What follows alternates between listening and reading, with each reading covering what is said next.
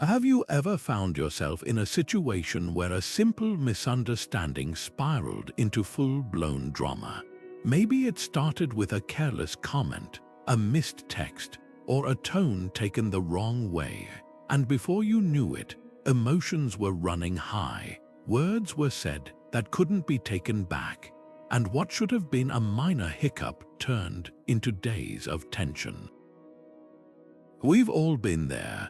Drama has a way of creeping into our lives, draining our energy and clouding our judgment. But what if there was a way to stop it before it even starts? Stoicism, the ancient philosophy practiced by emperors and thinkers like Marcus Aurelius, offers a powerful antidote. He once wrote, "You have power over your mind, not outside events." Realize this, and you will find strength. That's the core of today's exploration. 26 cognitive shifts rooted in Stoic wisdom that can help you neutralize drama before it takes hold. Think of these shifts as mental tools, ways to reframe how you see challenges, interact with others, and respond to life's inevitable friction. They're not about suppressing emotions or pretending everything is fine.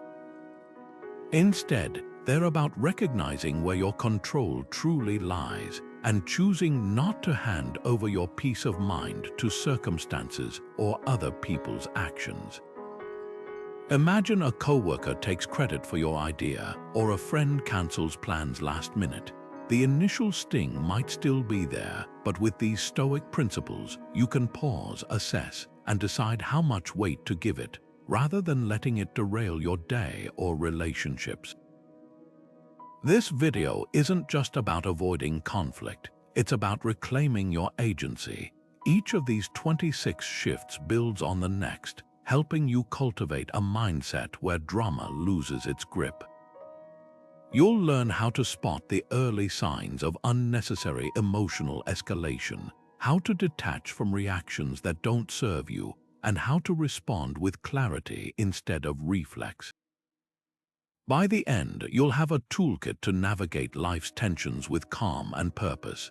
So, if you're ready to step out of the cycle of reactivity and into a more grounded, intentional way of living, let's begin. What if you could instantly cut drama in half just by shifting your focus to one simple distinction? That's exactly what the first cognitive shift, the dichotomy of control, offers. It comes straight from Epictetus, the Stoic philosopher who famously said, "Some things are within our power while others are not." At first glance, it sounds obvious, but here's where most of us stumble. We spend enormous energy trying to control what's ultimately uncontrollable: other people's opinions, their choices, even their moods. Meanwhile, we neglect the one realm where we have total authority: our own thoughts, actions, and reactions. Picture this: you're at work and a colleague starts spreading a rumor about you. Your heart races, your face gets hot. You're tempted to confront them, defend yourself, or worse, retaliate. But here's the Stoic pause. Ask yourself, can I actually control what they say or believe? The answer is no. What you can control is how you respond. Do you fuel the fire by reacting impulsively, or do you choose not to hand them your peace of mind? This shift isn't about passivity. It's about redirecting your effort where it matters. Try this exercise right now. Grab a piece of paper and draw 2 columns. Label one within my control and the other outside my control.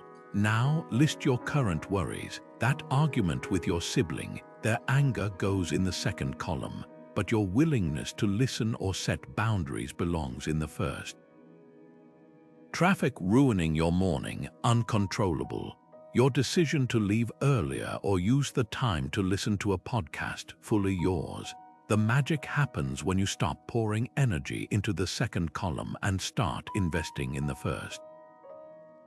This is where drama loses its grip, when you internalize that your power lies only in your own judgments and actions. You stop expecting others to change for your peace of mind. A friend's flakiness, a partner's criticism, even societal chaos, they can't shake you unless you permit it. Epictetus put it bluntly. If you think you control what's inherently uncontrollable, you'll be frustrated every time. But when you focus on your response, the one thing you truly command, you reclaim your calm. So the next time tension starts brewing, pause, ask, is this within my control? If not, release the struggle. If it is, act with intention. This single shift doesn't just neutralize drama, it rewires your entire way of engaging with the world. Now let's talk about the second cognitive shift, premeditatio malorum, or the premeditation of evils. At first glance, it might sound pessimistic, but this Stoic practice is actually one of the most powerful tools for emotional resilience. Seneca put it perfectly, what is quite unlooked for is more crushing in its effect, and unexpectedness adds to the weight of a disaster. In other words, when we're caught off guard by life's inevitable challenges, the emotional impact hits harder. But when we mentally rehearse potential setbacks beforehand, we strip them of their power to shock or derail us. Think of it like this. If you've ever practiced a difficult conversation in your head before having it, you've already used a form of premeditatio malorum. Maybe you imagined your boss criticizing your work or a friend reacting poorly to feedback. By running through these scenarios in advance, you weren't being negative, you were preparing. That's the key difference. This isn't about dwelling on worst-case scenarios out of fear. It's about reducing their emotional charge so you can respond with clarity instead of panic. Here's how it works in practice. Suppose you're about to have a tough talk with a family member. Instead of avoiding the discomfort or hoping everything goes smoothly, take 5 minutes to sit quietly and ask yourself, what's the worst that could realistically happen? Maybe they'll raise their voice, shut down, or misunderstand your intentions. Now imagine yourself staying calm through each reaction, breathing deeply, listening without interrupting, refusing to take the bait if they become defensive. By visualizing these responses, you're not inviting conflict, you're building emotional muscle memory. When the real moment arrives, you'll feel less rattled because you've already navigated it in your mind. This shift is especially powerful for neutralizing drama because it targets the root of most emotional spirals, the gap between expectation and reality. We often unconsciously assume things should go smoothly, that people will be fair, plans will work out, and no one will let us down. Then, when reality doesn't match those expectations, we react with frustration or hurt. Premeditatio malorum bridges that gap ahead of time. It's like carrying an umbrella not because you're convinced it will rain, but because you're ready if it does. Try applying this to small daily irritations too. Running late, mentally rehearse how you'll calmly adjust your schedule instead of cursing traffic, facing criticism. Picture yourself pausing to consider whether there's truth in it rather than instantly defending yourself. Over time, this practice rewires your brain to meet challenges with composed adaptability instead of reactive drama. As Seneca wrote, the person who has anticipated the coming of troubles takes away their power when they arrive. That's the essence of Stoic resilience, not avoiding life's friction, but moving through it with unshakable presence. Epictetus gave us a game-changing insight when he said, "It's not what happens to you, but how you react to it that matters." That's the heart of the third cognitive shift, objective judgment. Here's how it works. Events themselves are neutral. They're just facts like raindrops or sunlight. What gives them power is the meaning we attach to them. Picture two people facing the same situation, a cancelled dinner plan. One spirals into frustration. "They don't value me. This ruins everything." The other pauses and thinks, "The plan changed.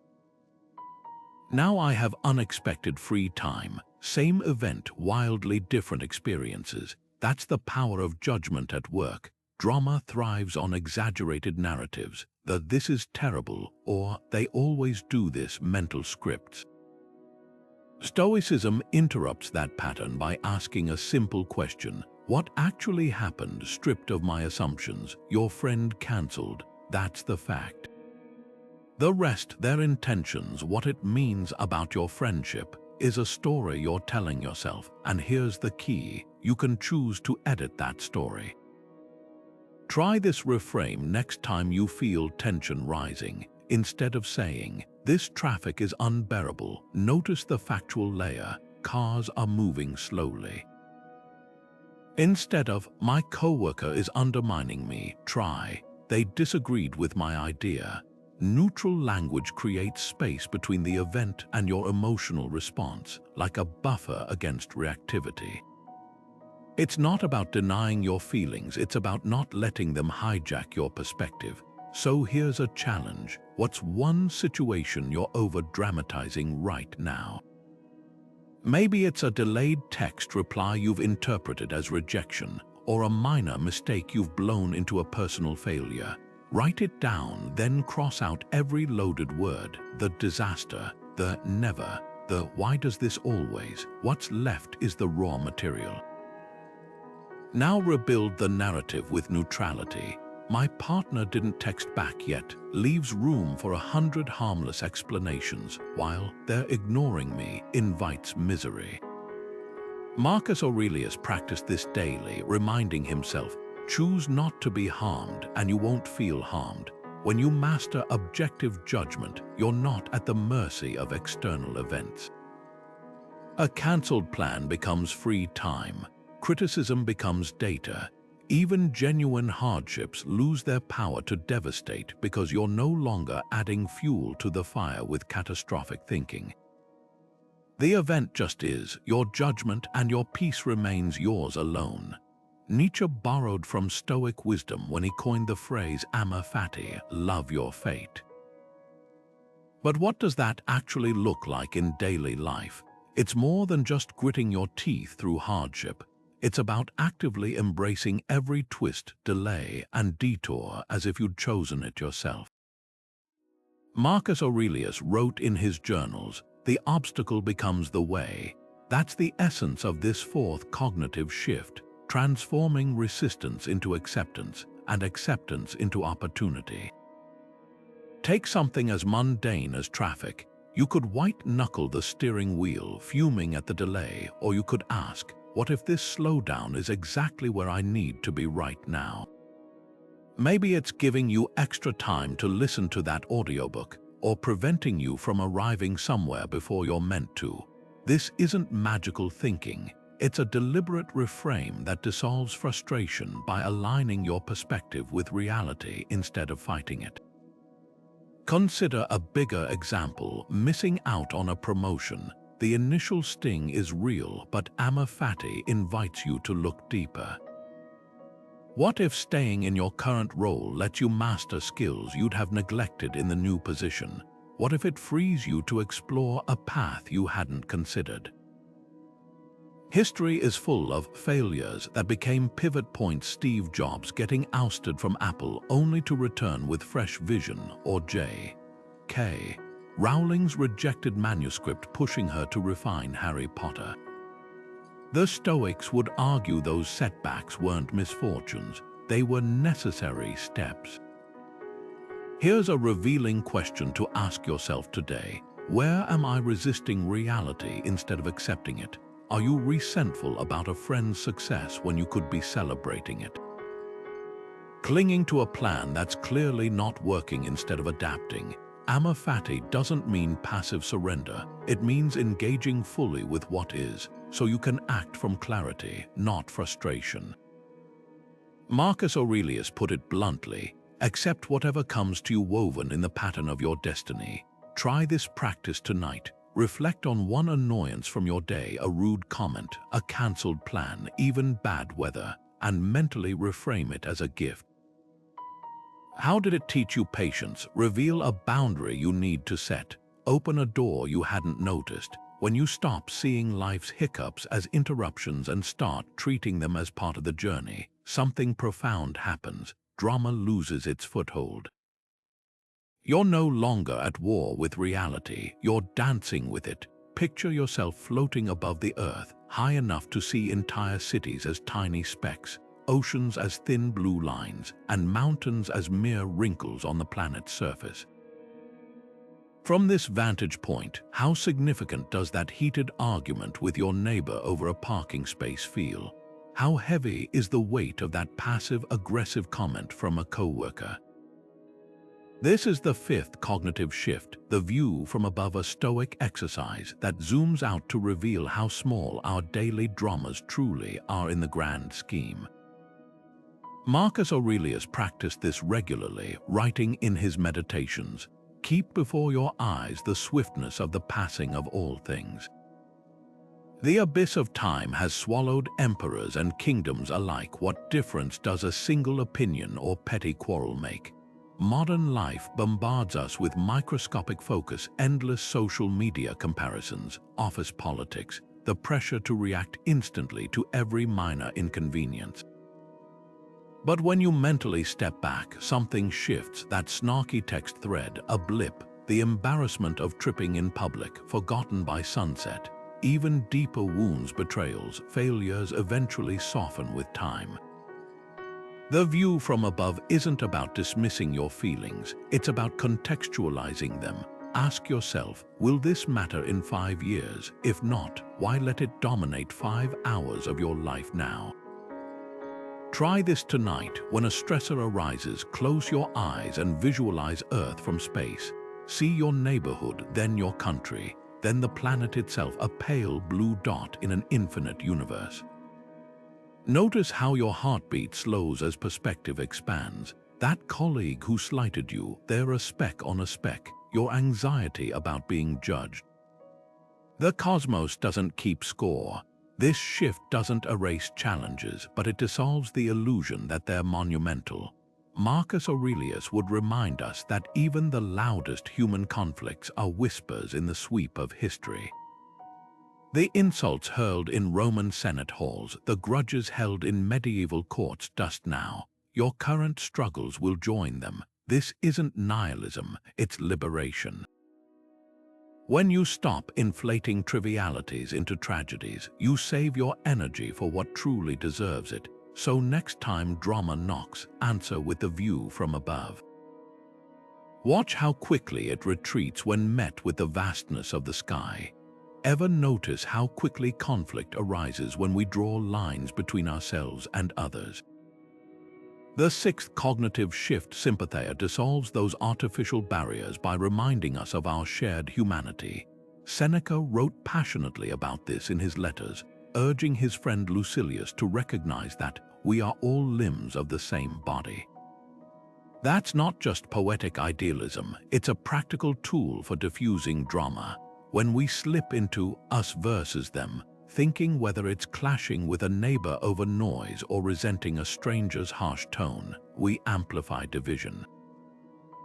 But Sympathia asks us to zoom out and ask, what if their struggle is simply a different expression of my own? Take a tense workplace moment. A colleague snaps at you during a meeting. Your instinct might be to retaliate or label them as difficult. But what if instead you considered the invisible weights they're carrying? Maybe they're drowning in deadlines, dealing with a sick parent, or battling insomnia. This isn't about excusing poor behavior.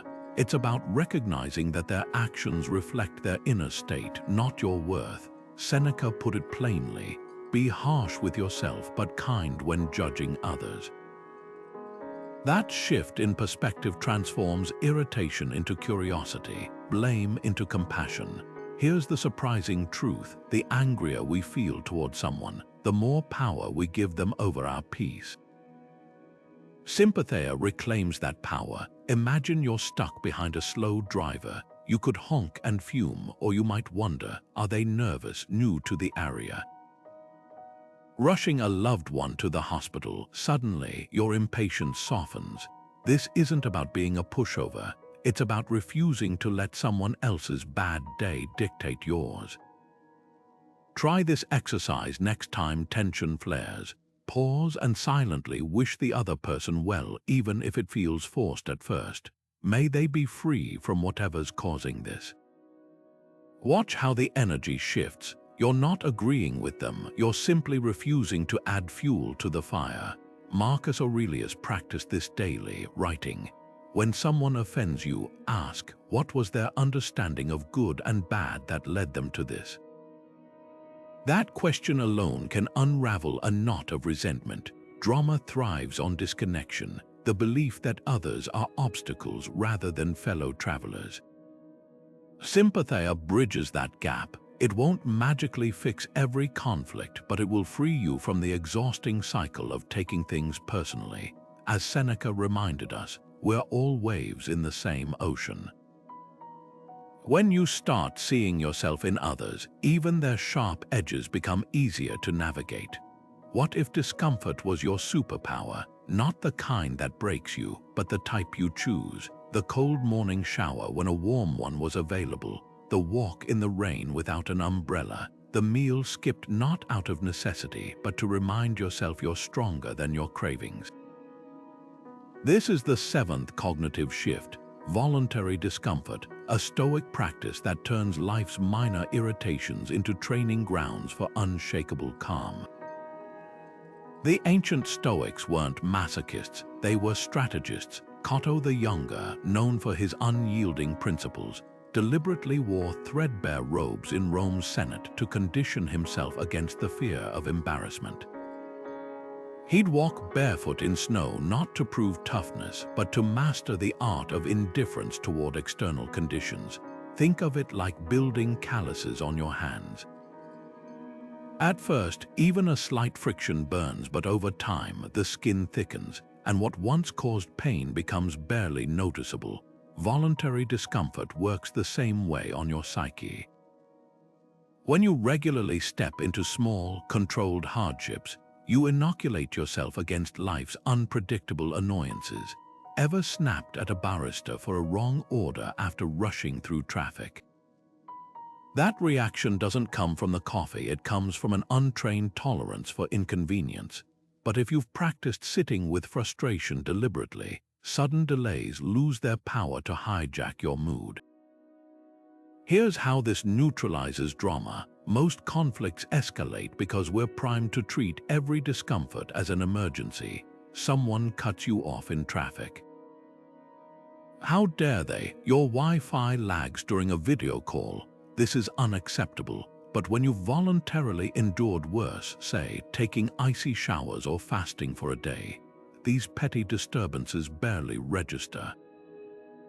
Seneca, who amassed great wealth but periodically slept on the floor and ate stale bread, wrote, "Set aside certain days to strip yourself of comforts. You'll realize what you feared losing was never necessary for peace." Try this today. Pick one comfort to relinquish temporarily. Leave your jacket at home in mildly chilly weather. Turn off notifications for an afternoon. Drink your coffee black. Notice the initial resistance, then the quiet realization that you're fine. This isn't about punishment, it's about reclaiming autonomy. Every voluntary no to comfort is a yes to deeper resilience. When you stop equating ease with happiness, you stop seeing obstacles as threats. Criticism rolls off your back because you've practiced hearing hard truths. Delays don't rattle you because you've trained in patience. Cato's contemporaries mocked his self-imposed hardships until they saw him remain unshaken during political storms that broke others. That's the ultimate payoff. The ability to meet genuine challenges with the same steadiness you cultivated through small, deliberate acts of discomfort. So ask yourself, what comfort can you release today, not because you must, but because you can? That's where real freedom begins. Imagine standing at the edge of your life, looking back. What moments would rise to the surface? The laughter with loved ones, the quiet sunrises, the times you rose to meet a challenge. Not the petty arguments, the grudges held, or the hours wasted stewing over slights that meant nothing in the long run. This is the essence of the eighth cognitive shift, Memento Mori, the ancient practice of remembering mortality. Far from being morbid, it's a liberating lens that strips away life's trivial dramas by asking one piercing question: when I'm gone, will this have mattered? Marcus Aurelius kept this at the forefront of his mind, writing in his Meditations, "You could leave life right now. Let that determine what you do, say, and think." That's not a threat, it's an invitation to clarity. Think of a feud you've witnessed or been part of, maybe siblings fighting over an inheritance, or friends who stopped speaking because of a misunderstanding. Now fast forward decades, the money spent on lawyers, the holidays ruined by tension, the energy poured into being right. How much of it will linger in the hearts of those left behind? Mortality doesn't just put things in perspective, it reveals what's truly heavy and what's just noise. Here's how to apply this shift today. Next time you're simmering over a conflict, a rude comment, a perceived injustice, pause and picture yourself decades older, nearing the end of your life. Ask, if I were remembering this moment from my deathbed, would I wish I'd clung to my anger or let it go? You'll notice something surprising. Most of what feels urgent now won't even register then. The coworker who took credit for your idea, the neighbor who parked too close to your driveway, these aren't the stories that define a life well lived. This isn't about dismissing your feelings. It's about distinguishing between wounds that teach and wounds that waste, a betrayal by someone you trusted. That might leave a scar worth examining, but the daily irritations, the minor misunderstandings, they're like sandcastles built with effort, only to be washed away by time. The Stoics weren't suggesting we avoid all conflict. They were urging us to fight only the battles worthy of our limited time. Try this exercise tonight. Write down 3 current stressors, then imagine your future self looking back, which will still hold weight. The argument over who forgot to take out the trash won't make the cut. The resentment you're nursing over a friend's success, gone. What remains are the moments you chose connection over pride, growth over grievance. Memento Mori isn't a reminder that life is short, it's a reminder that what we do with it matters. When you stop pouring your precious energy into temporary dramas, you free yourself to focus on what will echo beyond your last breath. Have you ever been so caught up in a thought that it felt like absolute truth? They disrespected me. This is unbearable. I'll never get over this. We've all had those mental scripts that play on loop, fueling drama long after the actual event has passed.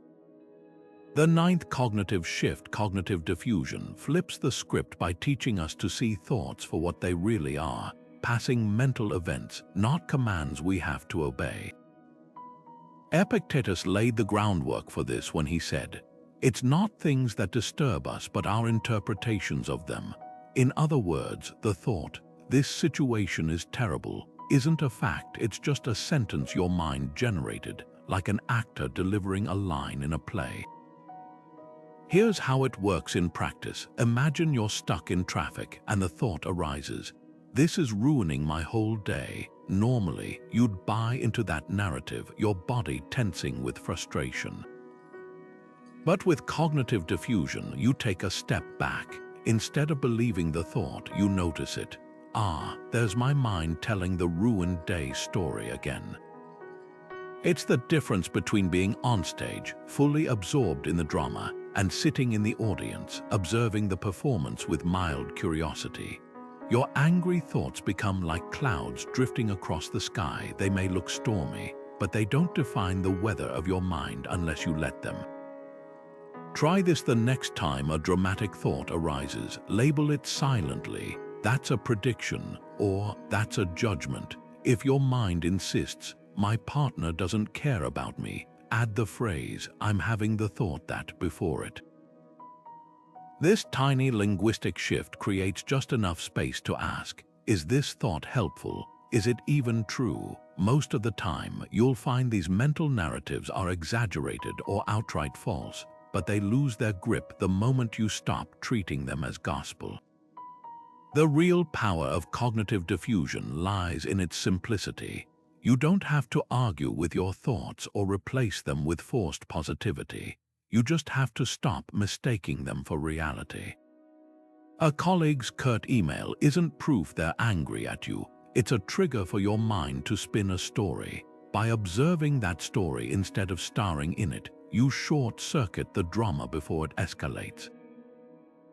Epictetus put it perfectly. Don't let the force of an impression when it first hits you knock you off your feet. Just say, hold on a moment, let me see who you are and what you represent. So here's your challenge today. Catch one dramatic thought, maybe, this shouldn't be happening, or they're doing this on purpose, and simply watch it float by without grabbing onto it. Notice how the emotional charge fades when you stop feeding the narrative. Thoughts are like fire, they need your attention to keep burning. With cognitive diffusion, you're not fighting the flames, you're just stopping yourself from adding fuel. Pause for just 3 seconds before reacting. That's all it takes to activate Stoicism's most underrated tool, the Discipline of Assent. Imagine your mind as a fortified gate, and every initial judgment, that driver cut me off on purpose, or my boss is undermining me, as a visitor demanding entry, the gatekeeper's job isn't to reject them outright but to ask, is this guest telling the truth? Do they deserve my full attention? That's the essence of this 10th cognitive shift. Epictetus described it as the power to resist the first appearance of things, a skill that stops drama at the doorstep of your mind. Picture this, you're driving when someone swerves into your lane without signaling. Your pulse spikes, your grip tightens on the wheel, you're ready to honk or tailgate. But then the discipline of assent kicks in. Instead of letting the thought, they're a reckless jerk, storm into your mind unchallenged, you interrogate it. Is that necessarily true? Could they be distracted by an emergency? Even if it was intentional, does my anger serve any purpose? In that brief pause, something remarkable happens. The heat of the moment cools, and you regain control over your next move. You might still change lanes to avoid them, but now it's a strategic choice, not a reactive outburst. This shift isn't about suppressing emotions. It's about creating space between stimulus and response. Marcus Aurelius practiced this daily, writing, "Don't let the force of an impression when it first hits you knock you off your feet." Modern psychology echoes this. Our brains are wired to jump to conclusions, a survival mechanism, but we can rewire them to question those conclusions. Think of it like fact-checking your own thoughts before retweeting them internally. Here's how to apply it today. Pick one assumption you've made recently. My friend's short reply means they're mad at me, or this setback proves I'm failing. Now challenge it with 3 questions. 1. What evidence do I actually have for this belief? 2. What's a more neutral explanation? 3. How would I advise a loved one in this situation? You'll often find that your first interpretation is just one of many possibilities, and rarely the most constructive one. Road rage dissolves when you consider the other driver might be rushing to the hospital. Office tension softens when you realize your colleague's sharp tone might stem from a sleepless night with a newborn. The discipline of assent doesn't excuse poor behavior. It simply prevents you from amplifying it with unchecked narratives. Try this experiment. For the next 24 hours, treat every negative judgment as a hypothesis, not a fact. When someone cuts in line, instead of defaulting to "they're entitled," wonder, maybe they didn't see me. When a project gets criticized, swap "they're out to get me" for "this feedback might make my work stronger." Each time you do this, you're not just avoiding drama, you're training your mind to default to curiosity over condemnation. As Epictetus put it, first say to yourself what you would be, then do what you have to do. The gap between those 2 steps, that's where your freedom lies. Imagine waking up tomorrow and discovering one thing you rely on every day was suddenly gone. Your ability to walk, your closest friendship, even the electricity humming quietly in your walls. How sharply would your appreciation for that very thing come into focus? This is negative visualization, the 11th cognitive shift, and while it sounds similar to premeditatio malorum, there's a crucial difference. Where premeditatio prepares us for potential hardships, negative visualization trains us to cherish what's already here. Seneca captured it perfectly. Set aside a certain number of days to eat only the cheapest food, wear your roughest clothes, and ask yourself, is this what I used to dread? The goal isn't to dwell on loss, but to dissolve the numbness of habit, to see the ordinary with fresh eyes before life forces us to. Here's how it works in practice. Next time you're sipping your morning coffee, pause for just 5 seconds and imagine your hands trembling too much to hold the cup, or your taste buds too dulled to enjoy it. Notice how the warmth suddenly feels more vivid, the aroma richer. That's the alchemy of this practice.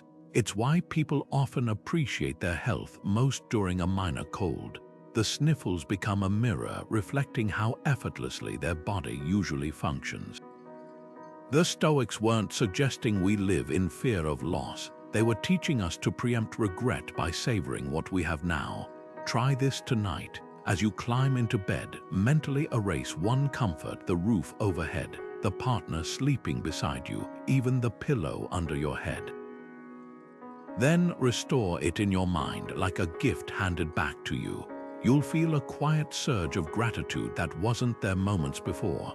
This isn't morbid, it's liberating. Modern research confirms what Seneca knew. Those who regularly practice this kind of reflection report higher baseline happiness.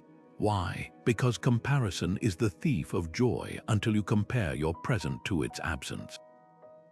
Consider how this shift neutralizes drama. When you're annoyed by a friend's tardiness, negative visualization asks, what if they weren't here to show up at all? When you resent your job's frustrations, it whispers, what if no one wanted your skills? Suddenly, the imperfections of people and situations soften.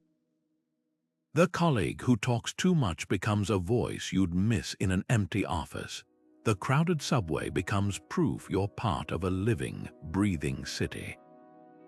So here's your challenge today. Pick 3 things you barely notice anymore: your eyesight, your front door key, the hum of your refrigerator, and mentally lose them for a moment.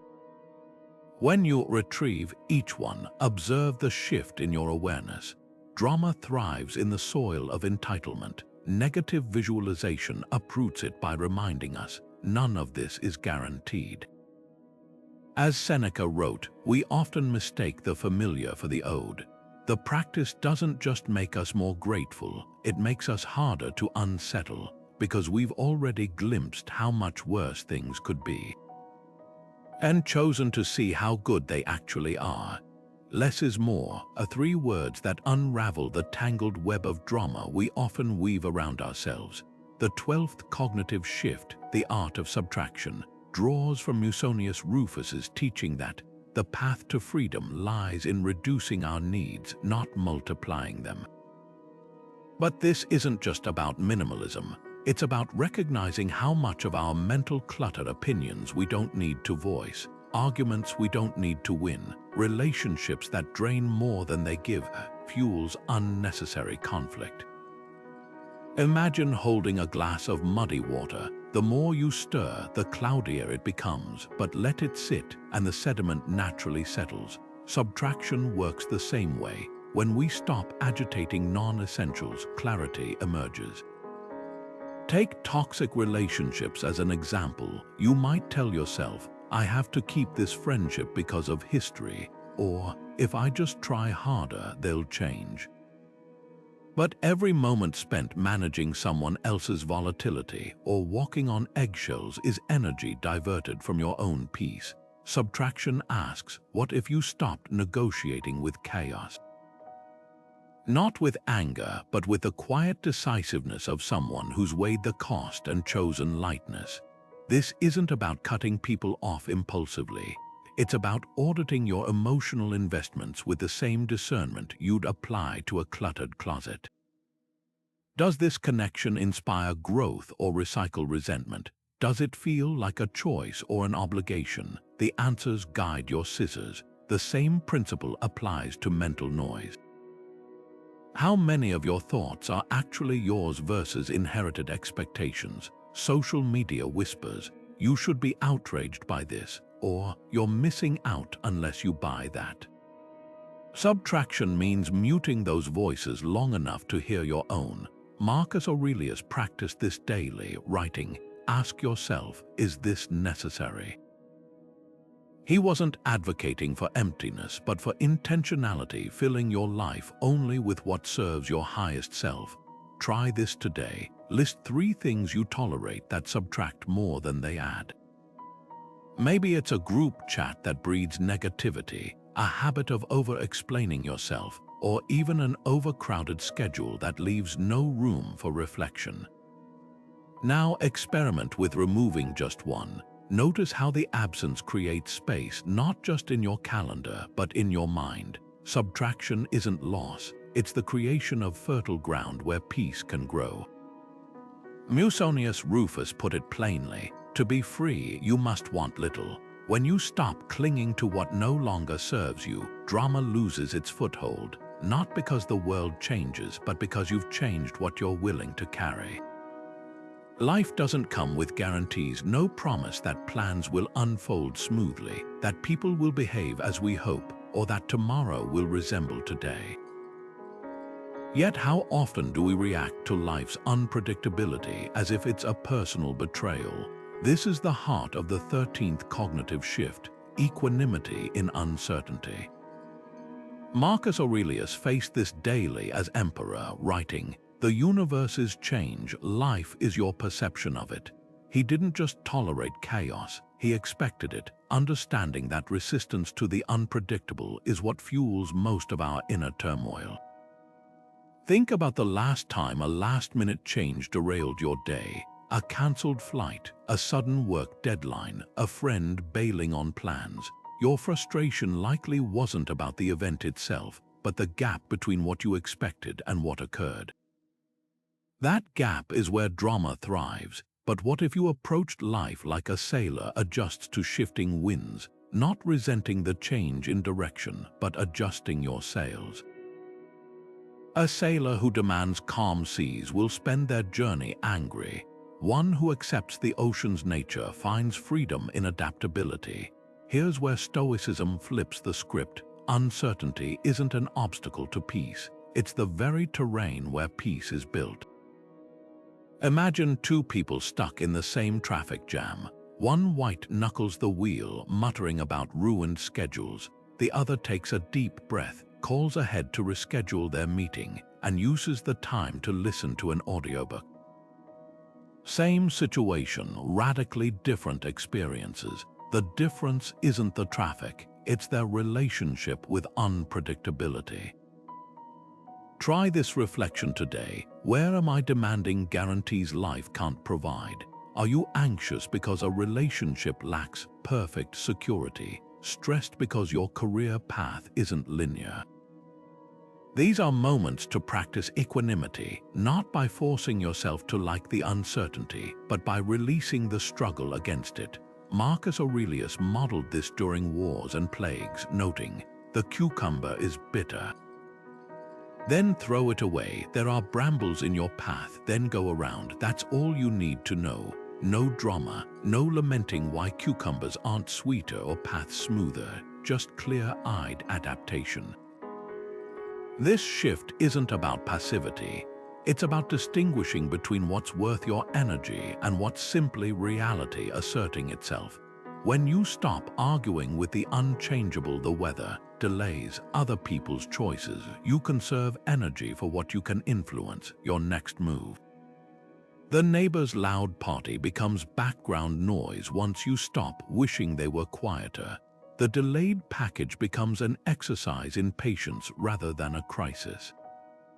Marcus's journals reveal a man constantly reminding himself, "Today you will meet interference, ingratitude, and unpredictability, none of which can harm your true self unless you let them."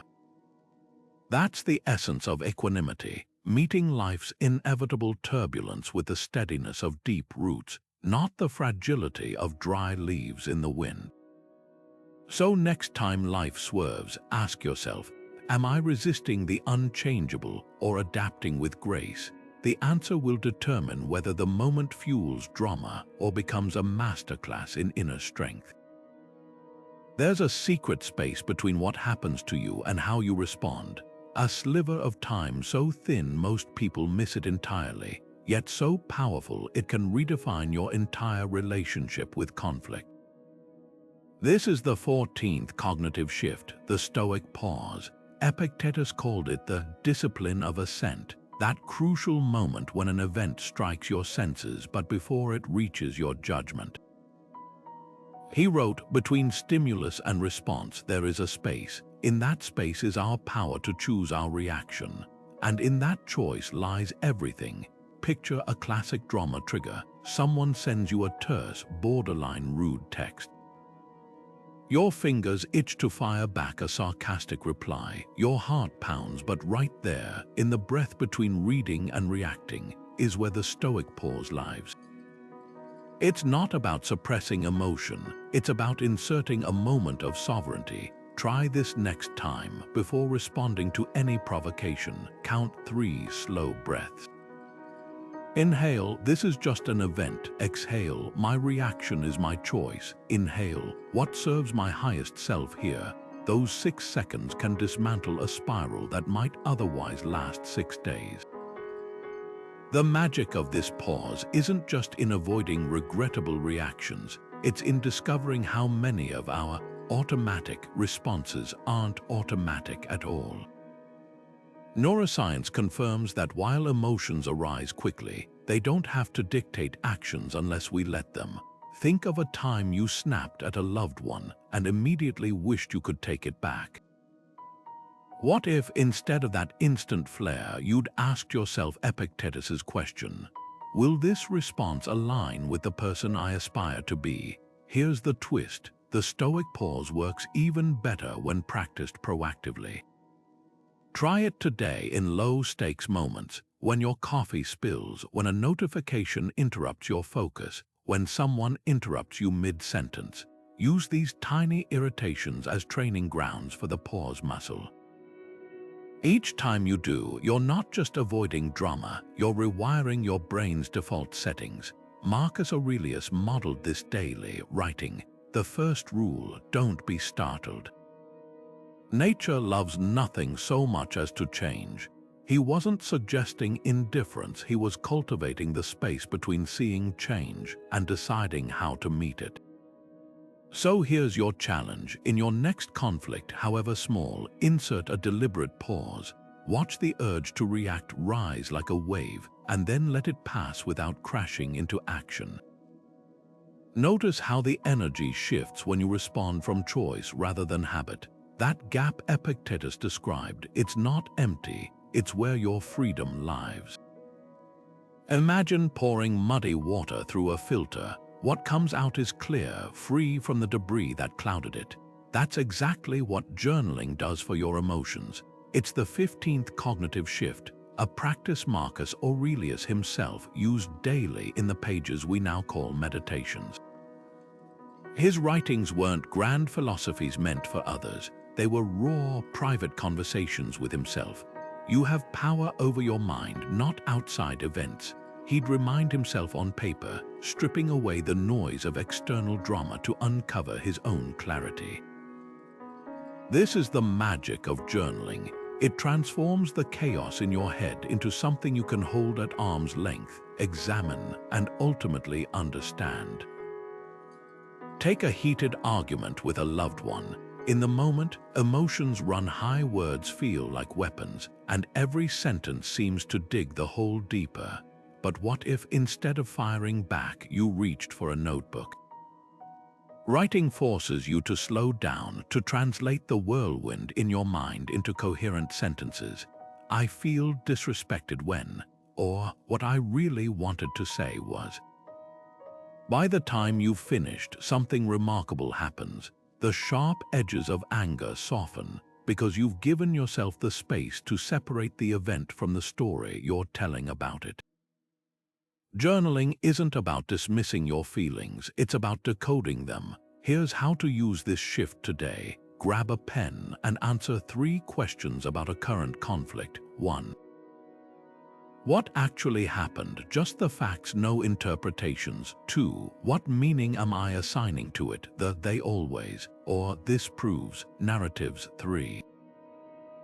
How would I advise a friend in this situation? Distance often reveals wisdom. Marcus' journals show him doing this constantly. When offended, he'd write, "Why am I upset? Because someone acted against my expectations. But why expect them to align with my standards?" That's the filter at work, catching the irrational assumptions before they poison your perspective. Try this tonight. Write about a tension you're carrying, but with one rule: no blaming others. Focus solely on your own reactions. I felt when, because I told myself. You'll notice how quickly the victim mentality dissolves when you take ownership of your interpretations. Drama thrives in the murk of unexamined emotions. Journaling shines a light there. So ask yourself, what's one knot of emotion that writing could help untangle today? The answer might just rewrite your next chapter. What if you could instantly free up mental energy just by recognizing one simple truth? Most of what upsets us falls into a category the Stoics called adiaphora, things that are neither inherently good nor bad, but neutral. This 16th cognitive shift is about cultivating indifference to trivia, not in the sense of not caring at all, but in refusing to let insignificant things hijack your peace. Epictetus put it bluntly: if you want to improve, be content to be thought foolish and stupid with regard to external things. Don't wish to be thought to know anything. In other words, stop giving weight to what doesn't deserve it. Think about how much time and emotional bandwidth we waste on things that, in the grand scheme, mean nothing. The rude comment from a stranger online, the coworker who didn't acknowledge your idea in a meeting, even the stain on your shirt before a presentation, none of these have any real power unless you grant it. Imagine holding a pebble in your hand. By itself, it's weightless, but if you carry 1,000 of them in your pockets every day, you'll collapse under the load. That's exactly what happens when we treat trivialities like emergencies. Here's the litmus test. Ask yourself, will this matter in a month, a year? If not, it's likely adiaphora. The neighbor's barking dog, the friend who forgot to like your social media post, the overcooked dinner, these are pebbles, yet how often do we let them dictate our mood? The Stoics weren't suggesting we become emotionless robots. They were urging us to direct our attention wisely. As Epictetus observed, the more we value things outside our control, the less control we have. Try this exercise today. Carry a small notebook and tally every time you feel irritation flare, whether it's a delayed delivery notification or someone cutting you off in traffic. At day's end, review the list and ask, how many of these truly affected my life? You'll likely find that 90% were storms in teacups. The real cost isn't the events themselves, it's the mental real estate they occupy. This shift isn't about apathy, it's about allocation. Every moment spent fuming over trivia is a moment stolen from what truly matters: meaningful work, deep connections, personal growth. Picture your attention as a spotlight. Are you shining it on the audience members whispering in the back row, or on the stage where your life's purpose unfolds? The choice determines not just your peace of mind, but the trajectory of your days. So next time a minor annoyance arises, pause and whisper, adiaphora. Watch how quickly it fades into the background where it belongs. Consider a wildfire raging through dry brush. What happens when it hits a massive boulder? The flames don't stop, they split and flow around it, finding new paths to advance. That's the essence of the 17th cognitive shift. The obstacle is the way, a principle popularized by Ryan Holiday but rooted in Marcus Aurelius's ancient wisdom. The impediment to action advances action. What stands in the way becomes the way. At first glance, it sounds paradoxical. How can a blocked path be the path? Yet this mindset flips adversity from something to avoid into the very material you need to grow. Think of a project that failed spectacularly. The immediate reaction might be frustration or shame. Why did this happen to me? But the Stoic asks a different question. What does this make possible? Maybe that collapse taught you to vet partners more carefully, or revealed a skill gap you can now address. History's most resilient figures, from Thomas Edison reframing 10,000 failed lightbulb attempts as finding ways that don't work, to J.K. Rowling using rejection letters as fuel to refine Harry Potter, embodied this shift. They didn't just tolerate obstacles, they leveraged them. Here's how to apply it today. Identify one current hurdle, a strained relationship, a financial setback, even a personal flaw. Now interrogate it. 1. How is this obstacle secretly serving me? E.g., a critical coworker sharpens your communication skills under pressure. 2. What's it forcing me to develop? Patience, creativity, humility. 3. If I had to thank this challenge, what would I say? Marcus wrote, "Fire feeds on obstacles. Your obstacles aren't roadblocks, they're the kindling for your next evolution." The client who rejected your pitch, they're gifting you thicker skin. The injury that sidelined you, it's teaching you to adapt. Even daily nuisances, the slow internet connection, the noisy neighbor, are drills in patience if you choose to see them that way. So here's your challenge. Pick one stubborn obstacle and spend a week treating it as your teacher. If traffic frustrates you, use it to practice mindfulness. If a colleague is difficult, study them like a puzzle to solve rather than a threat to resist. The moment you stop asking, "Why is this happening to me?" and start asking, "What's this revealing in me?" the obstacle ceases to be a wall. It becomes the doorway. Think of your attention as a fortified city. Every glance at your phone, every hour spent scrolling, every moment you linger on gossip is like leaving the gates unguarded, allowing drama's invaders to storm in. Seneca warned us about this 2,000 years ago. To be everywhere is to be nowhere. He wasn't just talking about physical presence. He meant the scattering of our focus across things that don't serve us. Every time we let our attention drift toward trivial conflicts or others' opinions, we're not just wasting time, we're surrendering mental territory we'll have to fight to reclaim later. Here's the modern battleground. Imagine waking up and immediately checking the news. Headlines scream about political scandals, celebrity feuds, and global crises, none of which you can control, yet all of which hijack your emotional state before you've even had breakfast. This isn't staying informed, it's voluntarily poisoning your peace. The Stoic approach: be ruthless about what earns entry into your mind. Just as a general wouldn't let enemy spies wander freely through his fortress, you shouldn't let unchecked information or petty disputes occupy space in your thoughts. A practical test for 1 week: track how often you engage with content that leaves you agitated rather than enriched. That group chat dissecting someone's divorce. The YouTube rabbit hole of outrage-fueled commentary. The coworker who always steers conversations toward office drama. These are attention bandits stealing your focus and replacing it with chaos.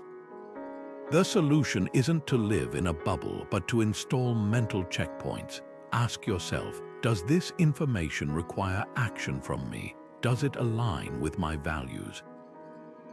Is it worth the emotional toll? If not, close the gate. Seneca practiced this by deliberately limiting his exposure to Rome's gossip-filled streets, choosing instead to cultivate his inner citadel through study and reflection. You can do the same. Start small. Designate the first hour of your day as a no-news zone. Use that time to read philosophy, journal, or simply enjoy silence. Notice how this changes your baseline mood. Then expand the practice when someone tries to pull you into workplace drama. Respond with polite detachment. I'm trying to focus on solutions rather than problems right now. Watch how quickly the energy shifts when you refuse to feed the fire. The ultimate question isn't just what are you focusing on, but who benefits from your distraction. Every minute spent fuming over a stranger's online comment is a minute not spent building your dreams. Every drop of attention given to manufactured outrage is energy stolen from meaningful connections. Guarding your attention isn't selfish, it's strategic. As Seneca wrote, no one is happy who is focused on things outside their control. The tighter your grip on your focus, the less power drama has to unsettle you. So tonight, audit your mental gates. What's slipping through that doesn't deserve entry? The answer will reveal where your peace is being quietly plundered. Pride fuels drama, humility disarms it. Think of the last time someone's ego turned a minor disagreement into a full-blown feud. Maybe it was a friend who couldn't admit they were wrong, or a co-worker who took constructive criticism as a personal attack. Pride acts like gasoline on the smallest sparks, turning them into wildfires. But humility, it's the fireproof suit that keeps you from getting burned. Cato the Younger, one of history's most unshakable Stoics, mastered this. When political rivals hurled insults at him in Rome's Senate, he wouldn't retaliate or even flinch. He'd simply smile as if their words were rain sliding off marble. Why? Because he understood a fundamental truth: an insult only lands if you accept it. Here's the modern twist. Humility isn't about self-deprecation or letting people walk over you. It's about recognizing that your perspective isn't the only valid one, and that your worth isn't tied to winning every argument. Picture this: someone cuts you off in traffic. The prideful response: tailgating, honking, maybe even yelling. The humble alternative: shrugging it off, thinking, maybe they're having a terrible day. Same event, radically different energy. One fuels road rage, the other dissolves it. Try this reframe the next time you feel slighted. Ask yourself, is my reaction about protecting the truth or protecting my ego? Pride whispers that every criticism is a threat, every disagreement a battle. Humility reminds you that you don't need to armor up unless there's real danger, and most drama isn't dangerous, just loud. Cato's indifference to insults wasn't weakness, it was strength channeled wisely. He knew that reacting to every provocation is like swatting at every mosquito. You'll exhaust yourself while the pests keep coming. So here's your challenge today. Identify one spot where pride might be making you vulnerable. Are you clinging to a position in an argument long after the facts have shifted? Resenting someone's success because it bruises your self-image, even something as small as refusing to ask for directions because you should know the way. These are pride's fingerprints. Now experiment with humility. Let someone else be right without it diminishing you. Laugh at your own mistakes before others can. Watch how lightness replaces heaviness. How tension unravels when you stop treating every interaction as a referendum on your worth. Marcus Aurelius wrote, "You could leave life right now. Let that determine what you do and say." Pride forgets this truth, acting as if every slight is eternal. Humility remembers most of what we fight for won't matter in the end, but how we fought with openness or armor echoes far longer. Words only become weapons if you hand someone the ammunition. That's the core of the 20th cognitive shift: contempt for harm, a Stoic practice that turns insults into empty noise. Marcus Aurelius described it as fortifying your inner citadel. If you are pained by external things, it is not they that disturb you, but your own judgment of them. And it is in your power to wipe out that judgment now. Think of it like this: someone throws a rock at a fortress, but the walls are made of rubber. The rock doesn't shatter anything, it just bounces off harmlessly. Your mind can work the same way. Take gossip, for example. Imagine you hear through the grapevine that a coworker called you lazy behind your back. Your first instinct might be anger to confront them, defend yourself, or even retaliate. But here's the Stoic reframe: does their opinion change your reality? Unless you let it know, that comment is just sound waves in the air until you decide to give it meaning. The gossip isn't the problem, your reaction is the variable. Marcus practiced this daily, writing, "The best revenge is to be unlike him who performed the injury." In other words, refusing to play the game altogether. Try this exercise. Recall an insult that stung you recently. Now ask, what if I'd treated it like nonsense syllables in a language I don't speak? The words only have power if you translate them into your emotional vocabulary. A child might cry if you call them a banana, not because it's hurtful, but because they don't yet know it's meaningless. Adults do the same with insults, forgetting we get to choose our definitions. History is full of people who mastered this. Diogenes, when mocked for living in a barrel, simply said, "I find the lack of furniture makes it easier to sweep." When someone spat on him in public, he wiped his face and remarked, "I didn't know we were close enough for you to give me a bath." By refusing to acknowledge the insult as an insult, he robbed it of all force. So here's your challenge. The next time someone tries to offend you, experiment with amused detachment. Picture their words as pebbles thrown at a mountain. They might make noise, but the mountain doesn't notice. Or better yet, respond as if they've paid you a compliment. "You're incompetent. Thanks, I've been working on my humility." Watch how quickly their ammunition turns to confetti. The goal isn't to suppress anger, it's to outgrow the need for it. As Marcus wrote, "The soul becomes dyed with the color of its thoughts." Choose indifference, and insults fade like chalk in the rain.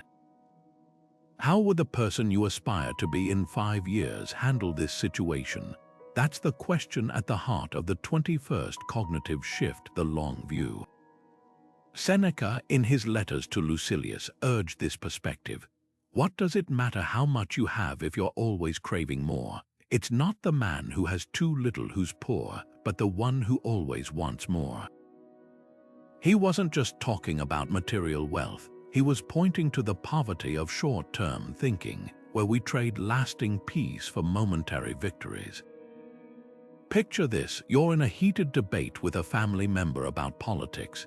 The conversation spirals, voices rise, and you feel the urge to deliver that perfect cutting remark that'll win the argument. But here's the pause. How will this moment look when you reflect on it a year from now? Will you remember it as a meaningful exchange of ideas, or as a pointless battle that left everyone bruised?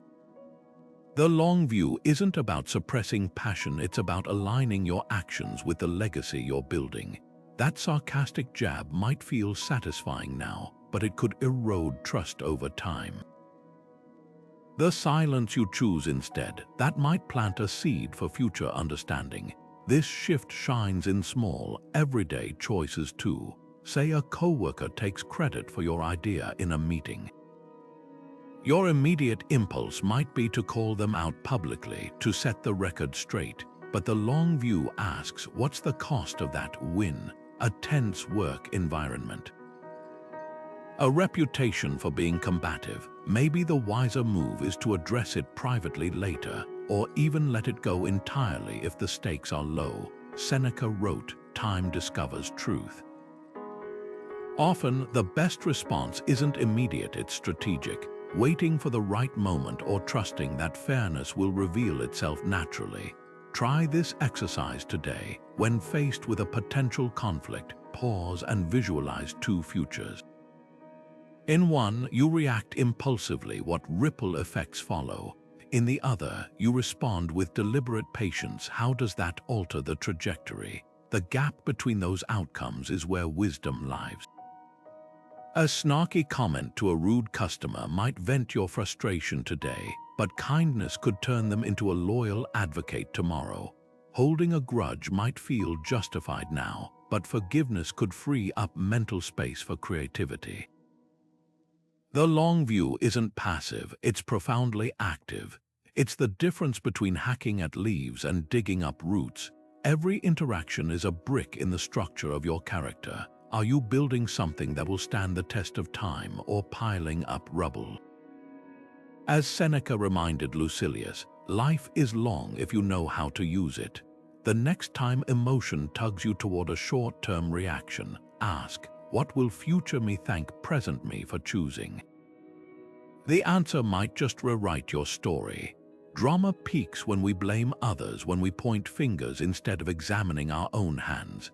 Epictetus, the Stoic philosopher who endured slavery and still taught freedom, put it bluntly, no man is free who is not master of himself. That's the essence of the 22nd cognitive shift, self-ownership.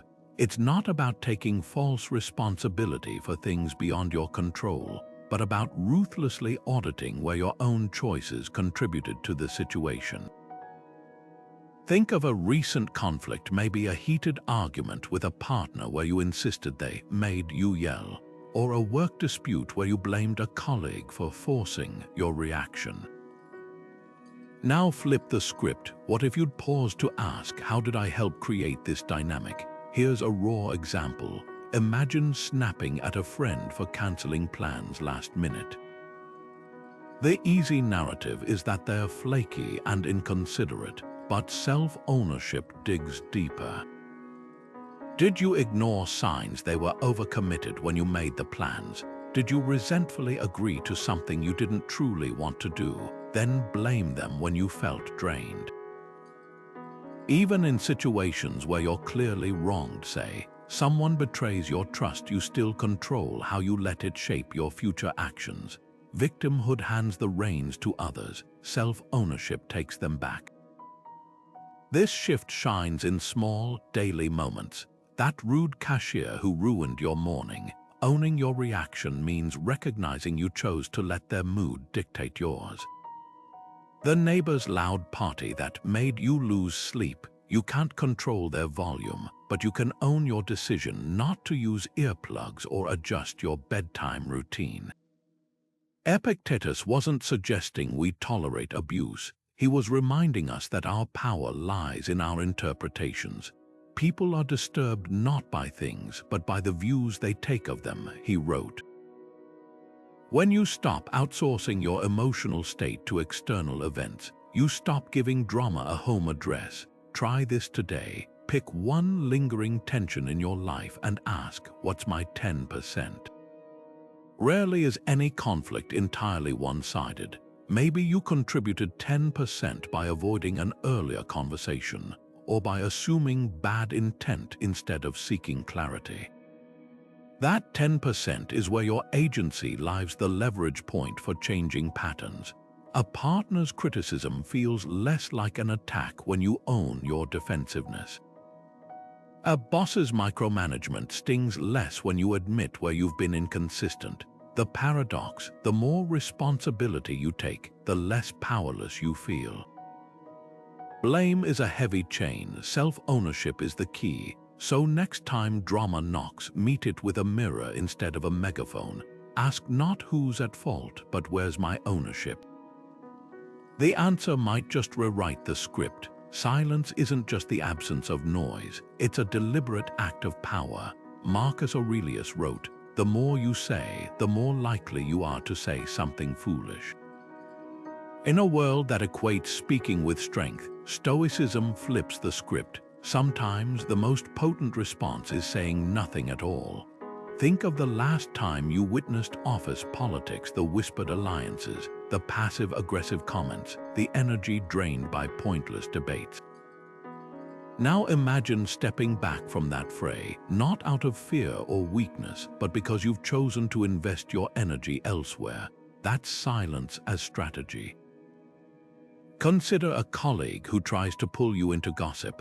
The easy route is to nod along or add fuel to the fire, but the Stoic path, a simple, neutral smile and a change of subject. You haven't condemned them or pretended to agree, you've just declined to participate. This kind of silence isn't passive, it's a fortress. Marcus modeled this in his leadership, knowing that emperors who indulged in every argument lost respect, while those who spoke sparingly made their words weighty. Your silence becomes a filter, ensuring only what deserves your voice gets through. Here's where this shift transforms daily life, that text message laced with drama. Leaving it unanswered isn't avoidance, it's clarity. The family gathering where someone baits you into an argument, sipping your tea while their words hang in the air, isn't defeat, it's mastery. Silence creates space for the other person to hear their own foolishness, or for the tension to dissipate like smoke. As the Stoics recognized, most conflicts aren't solved by more words, they're prolonged by them. Try this reflection today. When has silence recently served you? Maybe it was biting your tongue during a critique that stung, only to realize later it held truth. Or walking away from an online argument and feeling lighter by the hour. Silence isn't empty, it's fertile ground for wisdom to grow. The next time you're tempted to react, experiment with pausing just 5 seconds longer than usual. Notice how often the urge to speak passes, leaving only what truly matters. Marcus put it plainly, you own your silence, but your words own you. Every unspoken reaction is a reclaiming of your peace. Stoics measure actions by virtue, not outcomes. It's a radical idea in a world obsessed with results, where success is often judged by promotions, likes, or material gains. But Epictetus cut through that noise with a simple challenge. What good is it to gain the whole world if you lose your integrity? That's the core of the 24th cognitive shift, treating virtue as the sole good. Not because it guarantees external rewards, but because it's the only thing that can't be taken from you. Picture this, you're at work, and your boss pressures you to fudge numbers on a report to make the team look better. The easy path is to comply after all. Everyone else seems to be doing it, and speaking up might risk your reputation or even your job. But the Stoic asks a different question. What's the virtuous response here? Not what's most convenient or what will keep me out of trouble, but what aligns with my deepest values. That's the litmus test. Integrity isn't about being praised for doing the right thing. It's about doing it even when no one's watching, or worse, when others mock you for it. This shift shines in everyday moments too. Say a cashier gives you too much change. Virtue isn't returning it because you fear getting caught. It's returning it because honesty needs no justification. Or imagine gossiping about a friend's mistake with your social circle. The Stoic pause comes in asking, is this kind? Is it fair? Not, will this make me seem funny or included? But does this reflect the person I aspire to be? Virtue strips away the performative layer of morality and gets to the marrow, acting rightly because it's right, full stop. Epictetus trained his students to rehearse these choices long before they faced them. He'd say, if you want to be good, first convince yourself that you're bad. Not to shame them, but to expose the gap between their ideals and actions. Most of us stumble not because we lack values, but because we haven't pressure tested them. We're virtuous in theory until the cost becomes tangible, until honesty might mean losing a client, or kindness demands swallowing pride. Here's the irony. When you stop measuring actions by their outcomes and start measuring them by their alignment with virtue, something unexpected happens. The outcomes often improve, not because virtue magically bends the world to your will, but because it attracts trust, respect, and opportunities that superficial gains can't replicate. The colleague who always speaks truth with tact becomes the one others seek for advice. The friend who refuses to badmouth others becomes the confidant people trust implicitly. Virtue compounds not in dollars but in the currency of a life well lived. So tonight, try this exercise. Reflect on one decision from your day, big or small, and ask, did I choose this because it was easy, expected, or rewarding, or because it was virtuous? No judgment, just curiosity. The gap between those answers is where growth lives. As Marcus Aurelius wrote, waste no more time arguing what a good man should be. Be one, no fanfare, no gold stars, just the quiet satisfaction of knowing your inner citadel stands unshaken. There's a silent thief that steals our peace more than any external circumstance, the attachment to how things should turn out. That's the 25th cognitive shift, detachment from outcomes, a practice Seneca championed when he wrote, "Cease to hope and you will cease to fear." He wasn't advocating apathy, but a radical shift in focus from obsessing over results to honoring the integrity of your effort. Picture this: you spend weeks preparing a presentation for your team, pouring in research and creativity. The day arrives and your ideas are met with crossed arms and lukewarm nods. The attachment to being praised or approved, that's where suffering lies. The detachment to how it lands, that's where freedom begins. This isn't about lowering standards or expecting failure. It's about recognizing that your control ends where your action does. You can craft the most thoughtful feedback for a friend, but their reaction isn't yours to command. You can train diligently for a race, but the weather or a competitor's performance isn't yours to dictate. The Stoics likened this to an archer. They can aim carefully, draw the bow with perfect technique, and release the arrow skillfully, but once it's in flight, the wind, a moving target, or sheer luck determines where it lands.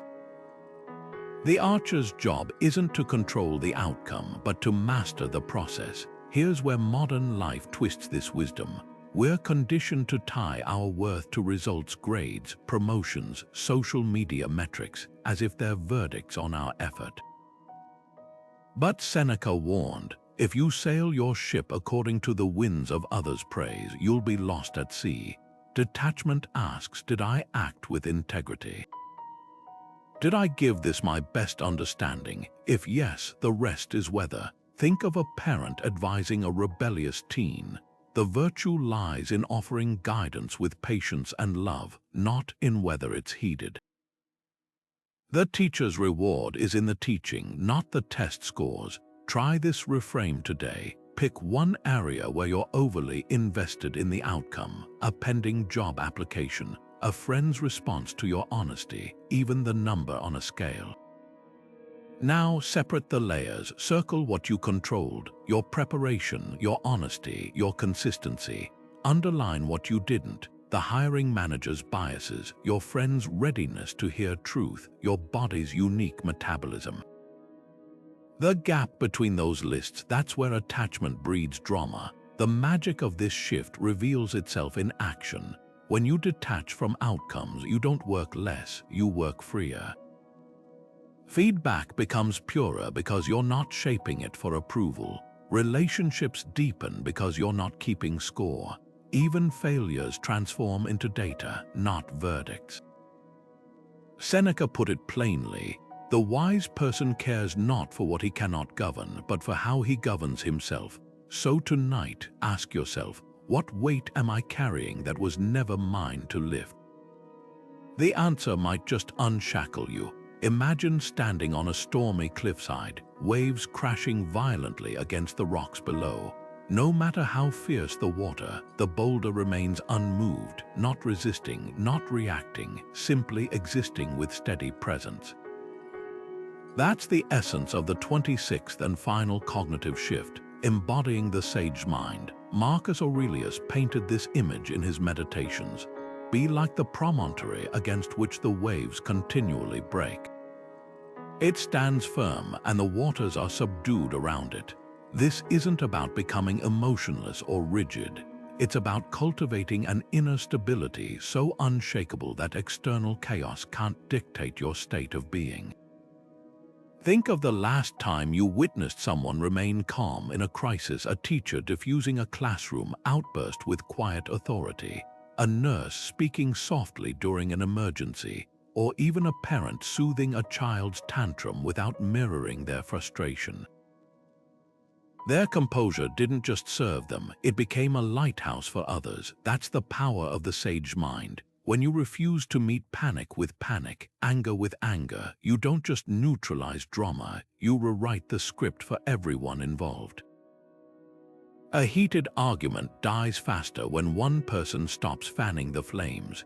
A workplace rumor loses its grip when someone declines to participate. Here's the transformative question: how would the wisest version of yourself handle this situation? Not the version of you that's tired, reactive, or seeking validation, but the one that's grounded, compassionate, and clear-eyed. That version already exists within you. Stoicism just gives you the tools to access it. Picture a colleague publicly undermining you. The immediate, ego-driven response might be to retaliate or prove your worth, but the sage mind, it might pause, then respond with measured curiosity. I'd love to understand your concerns better.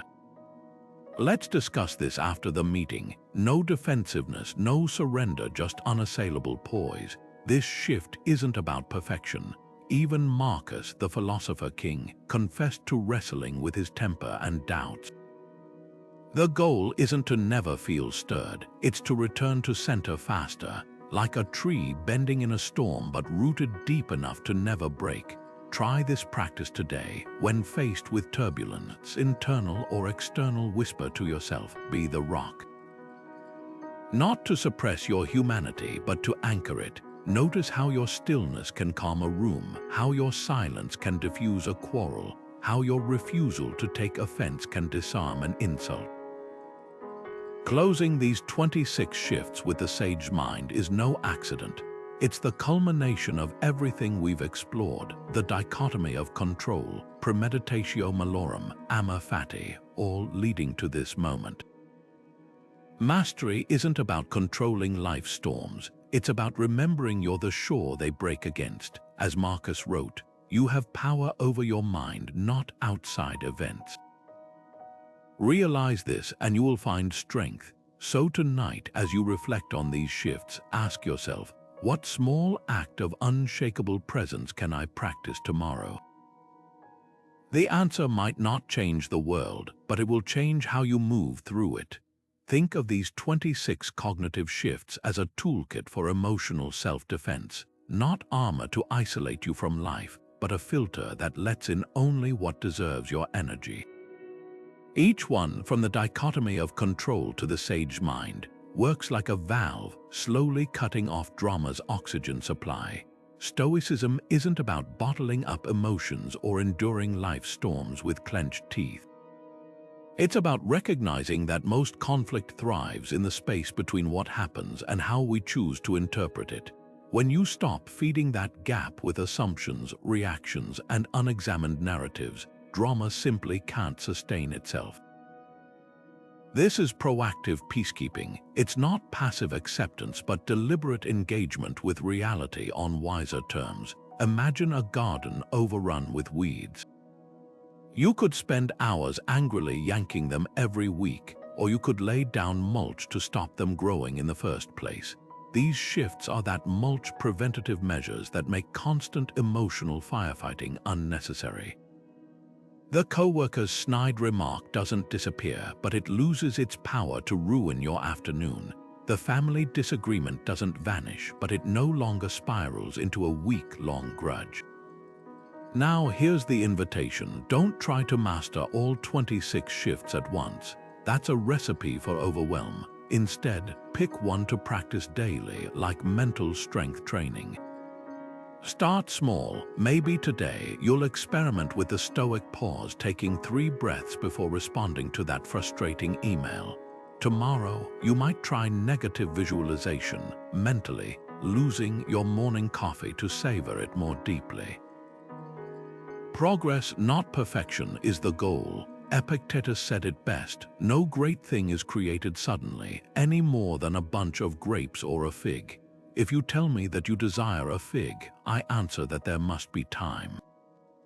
Let it first blossom, then bear fruit, then ripen. Your turn, which shift resonated most? Was it the view from above shrinking your problems to scale, or amor fati helping you embrace detours as part of the journey? Drop a comment below. I'd love to hear how you're applying these tools, and if you found this guide valuable, consider subscribing. This channel is dedicated to turning ancient wisdom into modern resilience, one practical strategy at a time.